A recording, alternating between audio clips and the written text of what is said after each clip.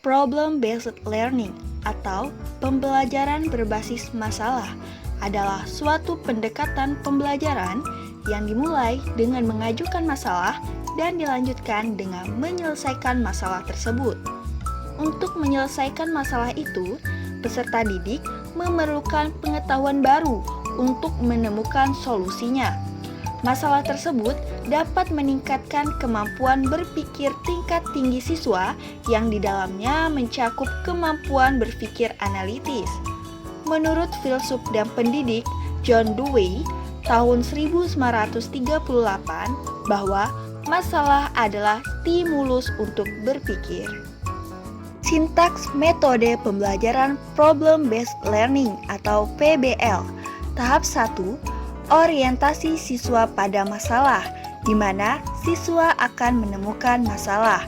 Tahap kedua, mengorganisasi siswa untuk belajar, di mana siswa dapat merumuskan masalah.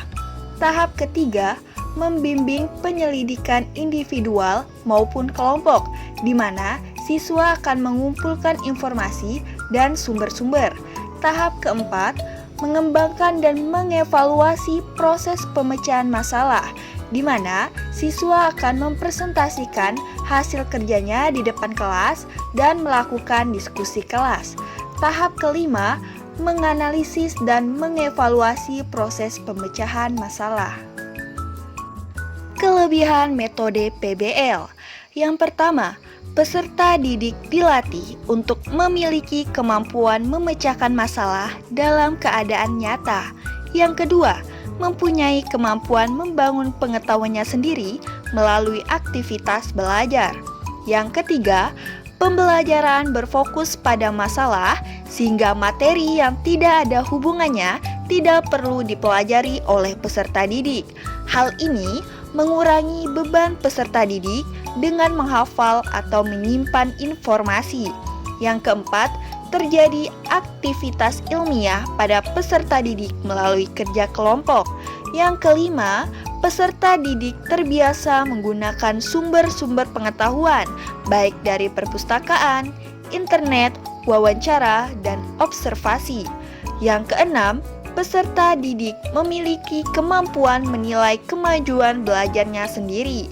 Yang ketujuh, peserta didik memiliki kemampuan untuk melakukan komunikasi ilmiah dalam kegiatan diskusi atau presentasi hasil pekerjaan mereka.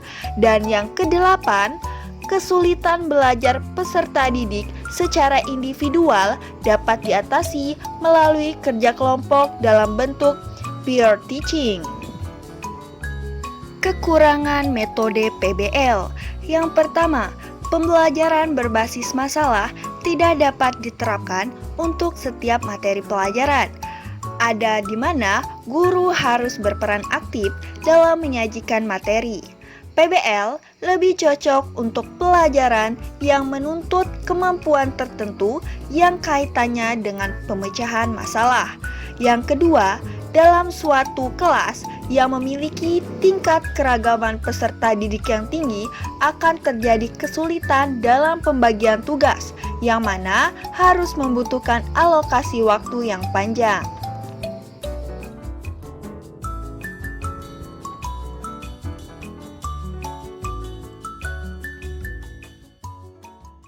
Assalamualaikum warahmatullahi wabarakatuh. Selamat pagi semuanya. Alhamdulillah, segala puji syukur kehadirat Tuhan Yang Maha Esa, karena berkatnya lah kita masih diberikan kesempatan untuk melakukan proses belajar mengajar dengan keadaan sehat walafiat.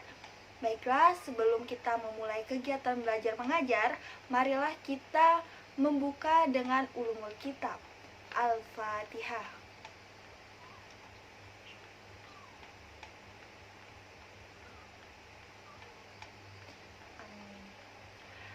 Baik teman-teman, sebelum dimulai, Ibu absen dulu ya. Baik, Arini Kusuma Dewi, Putri Rofiqatul Jannah, Riki Setiawan, Ahmad Rizky Al-Fajar, Dita Ika Saputri, Septia Nur Rahmah, Nur Alifia Idawati, Siti Sri Astuti. Alhamdulillah semuanya hadir ya. Alhamdulillah ya Bu. Baik teman-teman, pada hari ini kita akan belajar tentang korosi. Nah, minggu kemarin kita sudah belajar tentang reaksi redoks. Hari ini kita akan belajar korosi di mana ada kaitannya dengan reaksi redoks. Baik teman-teman, apakah ada yang tahu apa itu korosi? Setahu saya ya Bu, korosi itu proses pengkaratan. Jadi nanti besinya itu bakal rusak Bu. Iya benar. Korosi adalah peristiwa terjadinya kerusakan suatu material, biasanya berupa benda logam, akibat terjadinya reaksi dengan benda lain yang ada di sekitarnya. Nah teman-teman, tujuan pembelajaran kita pada hari ini adalah yang pertama, bagaimana besi tersebut bisa menjadi berkarat. Yang kedua, faktor-faktor apa yang bisa menyebabkan pengkaratan atau korosi. Teman-teman, coba kalian lihat di sekitar kalian, di rumah kalian, atau ketika tadi pas berangkat ke sekolah, ada nggak nih melihat sesuatu yang berkarat? Ada nggak? Pasti ada kan ya? Nah, coba sebutkan benda-benda apa yang kalian lihat di sekitar lingkungan kalian yang mengalami proses korosi atau pengkaratan.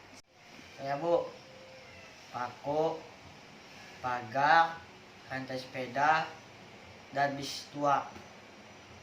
Terima kasih jawabannya ya Mas Fajar, bener banget. Contohnya ada besi pagar yang berkarat, ada bis tua, ada paku yang berkarat ya. Banyak sekali di kehidupan sehari-hari ini. Nah, pernah nggak sih kalian berpikir bagaimana proses terjadinya pengkaratan tersebut? Faktor-faktor apa yang mempengaruhinya? Kenapa bisa terjadi korosi atau pengkaratan? Nah, sebelum itu mari kita tonton dulu video berikut ini agar kalian mengetahui lebih jelas bagaimana bisa proses pengkaratan itu terjadi.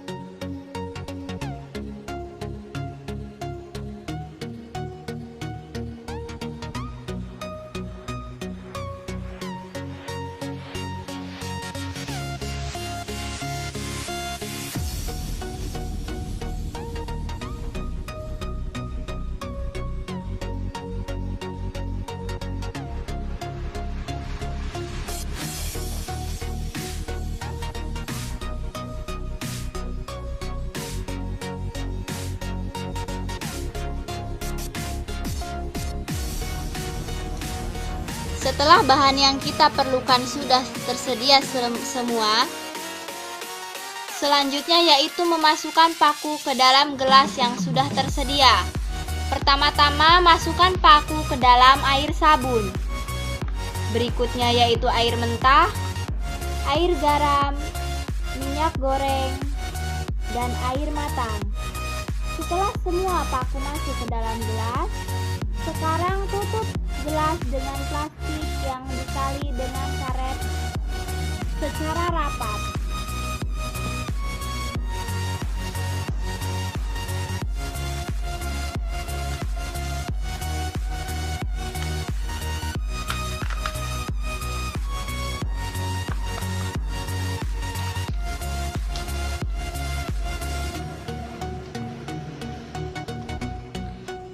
Dilanjutkan dengan gelas-gelas berikutnya sampai semua gelas ditutup dengan plastik.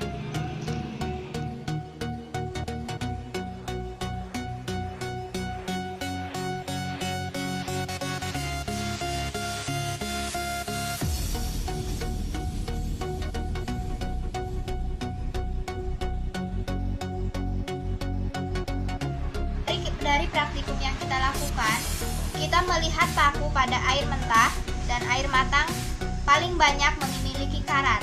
Coba kita lihat. Ini adalah paku pada air mentah.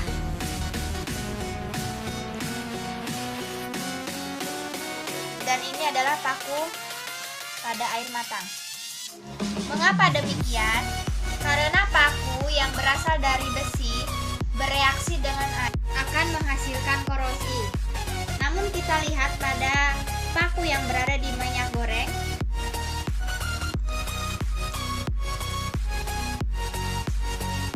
sangat tidak ada korosi sama sekali. Kenapa demikian? Karena sifat minyak akan mengisolasi air untuk masuk ke dalam paku, sehingga tidak terjadi perkaratan. Sedangkan paku pada air sabun hanya memiliki sedikit karat. Ini terjadi karena sabun itu memiliki sifat basah, bukan sifat asam, sehingga dapat menghambat juga. Dan pada air garam,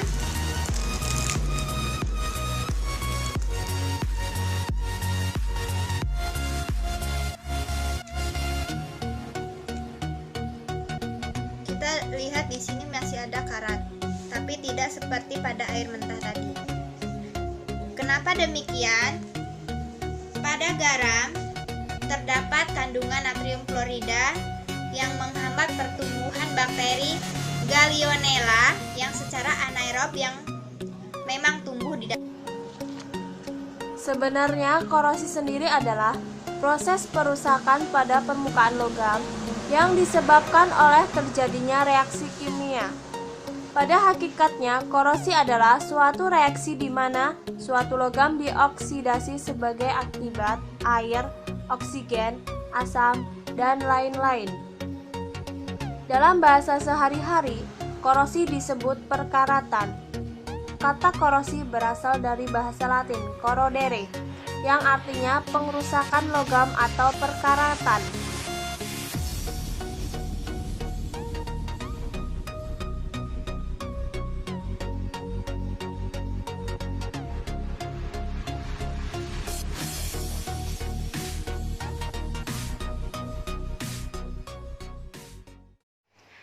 Nah, teman-teman, sudah lihat kan nih videonya? Nah, di situ kan dapat dilihat bahwa variabel kontrolnya berupa paku, sedangkan variabel bebasnya ada berupa air matang, terus air mentah, ada garam, ada air sabun, sama minyak. Nah, tugas kalian di sini adalah mendiskusikan bagaimana benda-benda itu bisa berkarat dan tidak berkarat. Apa yang menyebabkannya bisa berkarat dan faktor-faktor apa yang mempengaruhinya, dan ada nggak cara pencegahan agar besi tersebut atau paku tersebut tidak berkarat. Nah, Ibu akan membagikan kelompok-kelompok diskusi kalian ya. Baik, untuk kelompok 1 urutannya urutannya absen 1 sampai 2 ya.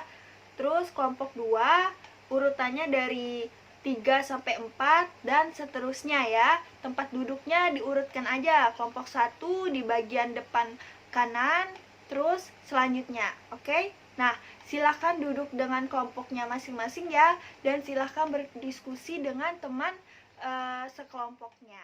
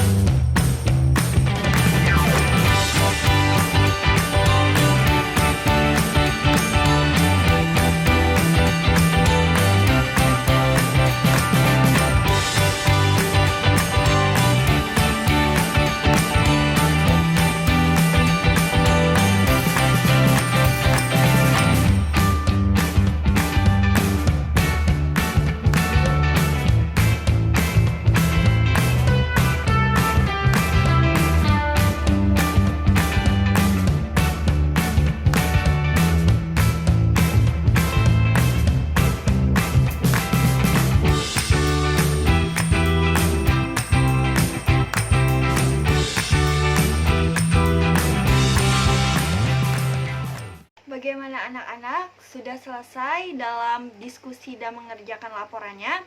Nah, silahkan perwakilan kelompok kalian untuk maju dan mempresentasikannya.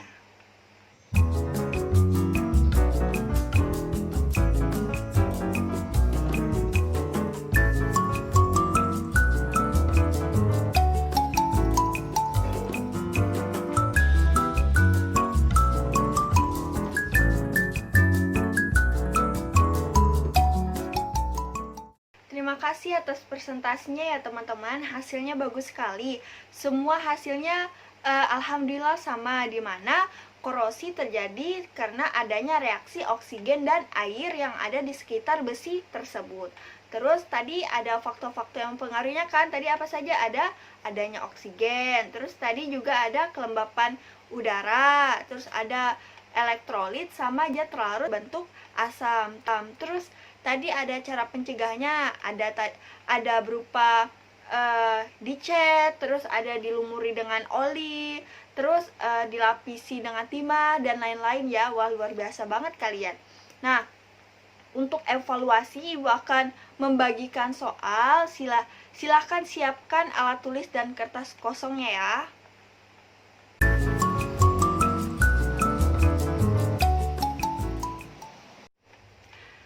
Nah, teman-teman, jadi kesimpulan yang kita dapat pada hari ini bahwa proses korosi dapat terjadi karena ada reaksi antara oksigen dan air. Terus ada faktor-faktor yang mempengaruhinya, ada kelembapan udara, ada oksigen itu sendiri, ada larutan yang bersifat asam dan elektrolit.